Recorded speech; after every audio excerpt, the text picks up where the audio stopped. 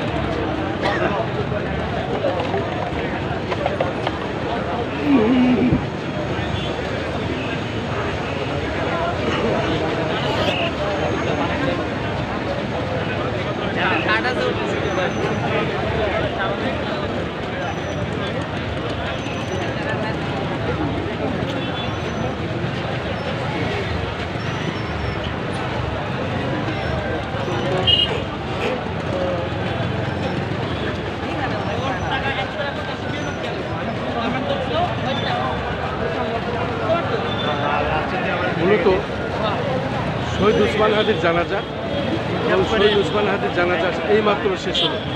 আমরা দেখতে পাচ্ছি লাখ লাখ মানুষের ঢল জানাজা শেষে।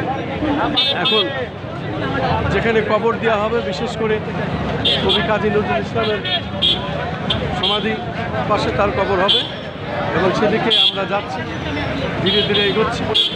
কিন্তু লাখ লাখ মানুষ, এই লক্ষ লক্ষ মানুষ, লাখ লাখ মানুষ এই শহীদ হাদির জানাজায় অংশগ্রহণ করেছেন।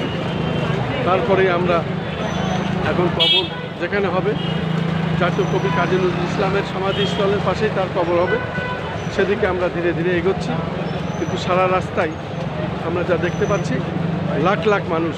এটি আসলেই স্মরণকালের একটি ইতিহাস, যা পৃথিবীর ইতিহাসে বিরল। এই শহীদ হাদির জানাজায় যে পরিমাণ লোক অংশগ্রহণ করেছিল, সেটাই আমরা যতটুকু পারি দেখানোর চেষ্টা করছি এবং দেখিয়ে যাচ্ছি।